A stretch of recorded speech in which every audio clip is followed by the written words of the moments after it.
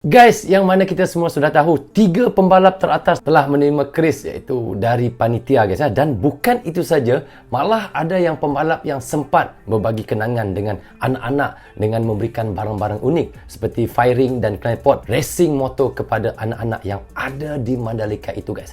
Jadi guys, saya sudah penasaran apakah yang diberi oleh mereka pada anak-anak yang ada di Lombok itu sebagai kenangan dari mereka untuk anak yang ada di Lombok itu guys. Jadi, tapi sebelum itu saya mohon kepada teman-teman jangan lupa subscribe untuk channel Nakawara dan klik tombol loceng sekali, tanda dukungan teman-teman juga kepada channel Nakawara. Dan di hujung videonya guys, saya akan memberi sedikit komentar. Tanpa basa-basi, ayo kita sama-sama simak video ni.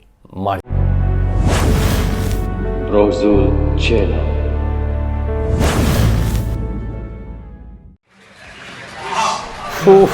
Dapat keris. 3 pebalap teratas di GP Mandalika, Francesco Bagnaia, Maverick Viñales, dan Fabio Quartararo mendapatkan hadiah unik dari panitia. Ya, memang sangat unik. Usai ya. balapan, ketiga rider tersebut melakukan sesi press conference di media center. Sebelum tanya jawab dengan awak media, sesi didahului dengan pemberian hadiah senjata asli Indonesia, keris. Senjata asli ya. Quartararo. Okey guys, sebenarnya kalau kita lihat berpuluh-puluh tahun ya, iaitu boleh kita katakan perlumbaan MotoGP ini berlangsung di mana-mana negara lah. Tak kira lah di Australia ke, di Brazil ke, di mana-mana saja ya.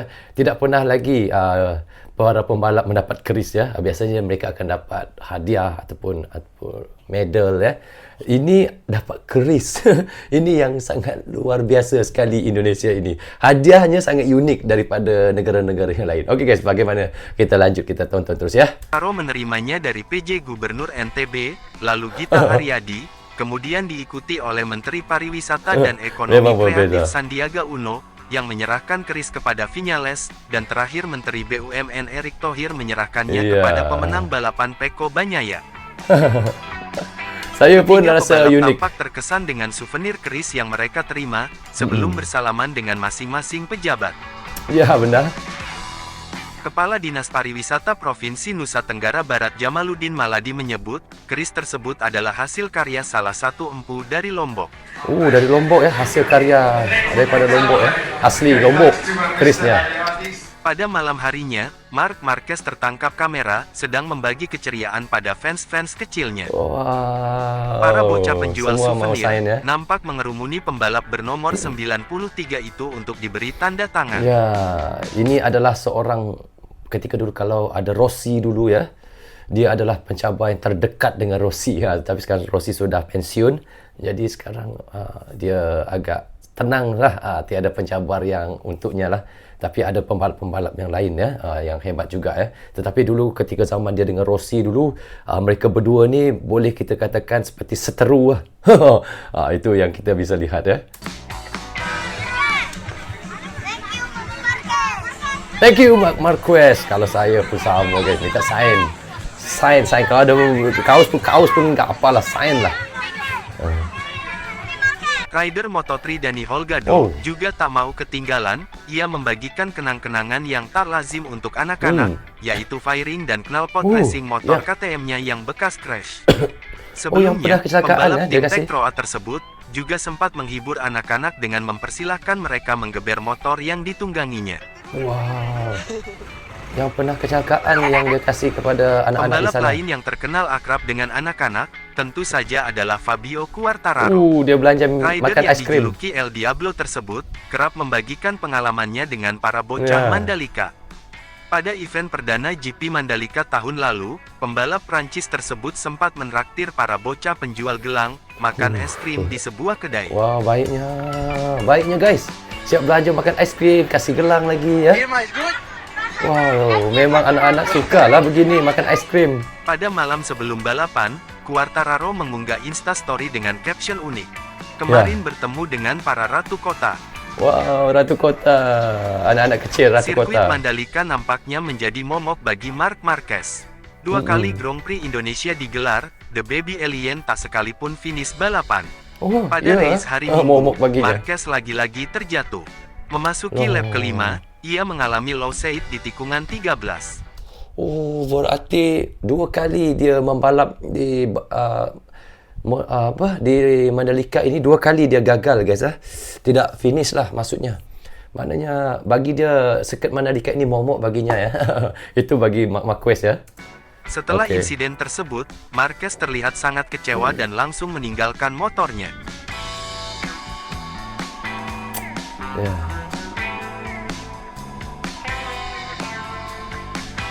Terlihat ia mengekspresikan rasa kesalnya itu, sambil membuka kedua tangannya selama beberapa saat. Memang Setelah sangat kecewa menepi, ya. juara dunia 8 kali tersebut nampak termenung di pinggir lintasan, sambil menyandarkan kepalanya ke pembatas sirkuit. Kegagalan Marquez kali ini semakin menambah catatan buruknya di sirkuit kebanggaan Indonesia tersebut. Kalau Sebelumnya ada pada Rossi sprint lagi race, hebat ya. Marc Marquez juga terjatuh. Ia bahkan belum menuntaskan lap pertama saat alami crash untuk kesekian kalinya bersama motor Honda RC213V yang akan ditinggalkannya pada akhir musim ini. Ya, dia akan bersama tim Terlebih lain Marquez ya, pernah Ducati ya. menorehkan kenangan buruk di sirkuit Mandalika musim lalu. Saat itu, ia mengalami kecelakaan mengerikan. Pada sesi warm up, motor Marquez membelot liar di tikungan 7, lalu memaksanya high side dan membuat tubuhnya terlempar hingga jatuh menghantam aspal. Marquez ya Allah. langsung dilarikan ke rumah sakit Mataram dan diketahui mengalami gegar otak. Alhasil, kakak kandung Alex Marquez itu tak dapat mengikuti balapan MotoGP perdana di Mandalika. Meskipun selalu sial, tak dapat dipungkiri kehadiran Marc Marquez di Indonesia adalah magnet bagi para penonton. Sampai saat ini, rider kelahiran 17 Februari 1993 tersebut tetap merupakan pembalap dengan torehan paling mentereng di grid.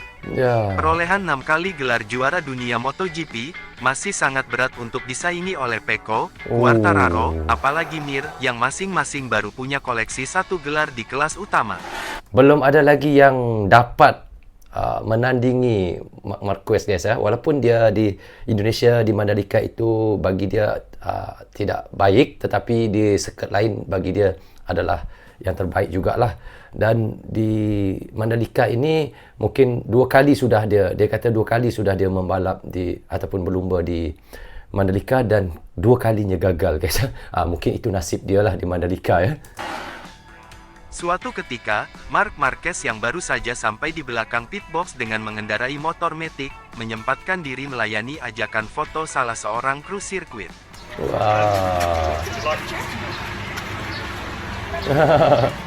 Sempat berfoto lagi ya. Pada suatu kesempatan, Marc Marquez bersama rekan setimnya di Repsol Honda Joan Mir, membuat konten video bermain kelereng bersama anak-anak di sebuah pantai di Mandalika. Ini dulu Kedua permainan pembalap saya. Spanyol tersebut nampak asyik sekali memainkan salah satu permainan paling populer di dunia itu. Paling populer di dunia itu ya. Saya pernah main tuh. Semoga saja keduanya bisa melupakan hasil buruk setelah sama-sama gagal finish di GP Mandalika. Dua-dua gagal finish di Mandalika. Kesian. Wah, bunyi itu yang tak boleh. Wow. Okey guys, seperti yang kita semua sudah tahu dan yang kita reactionkan tadi, pada GP Mandalika, 3 pembalap teratas iaitu Francisco Bagnaia dan Maverick Vinales dan Fabio Quartararo. Kita lihat guys di mana mereka menerima kris daripada Indonesia sebagai hadiah dari penitia guys. Dan setelah balapan, mereka menghadiri sesi konferensi pers di media center yang dimulai dengan pemberian kris kepada Quartararo oleh iaitu PJ Gubernur NTB guys. Dari apa yang kita reactionkan, kita lihat iaitu Menteri Pariwisata dan Ekonomi Kreatif iaitu Sandiaga Uno memberikan kris kepada Vinales, dan terakhir kita lihat Menteri BUMN iaitu Erick Thohir memberikan kris juga kepada pemenang balapan iaitu Pecco Bagnaia, yang kita lihat tadi ketiga-tiga pembalap tampak terkesan dengan kris tersebut sebelum bersalaman dengan pejabat. Dan apa yang kita tahu guys, kris tersebut merupakan karya salah satu empunya dari Lombok guys, seperti yang dijelaskan oleh Kepala Dinas Pariwisata Provinsi Nusa Tenggara Barat iaitu Jamaludadi. Dan paling mengharukan sekali guys, pada malam hari Marc Marquez berbagi iaitu kebahagiaan dengan penggemar terutamanya anak-anak iaitu penjual souvenir di sekitar sirkuit, dan ia memberikan tanda tangan kepada para penggemar yang mengelilinginya. Dan kita lihat iaitu pembalap Moto3 iaitu Dani Holgado juga berbagi kenangan dengan anak-anak dengan memberikan barang-barang unik seperti fairing dan knalpot racing motor KTM yang pernah kecelakaan di track guys.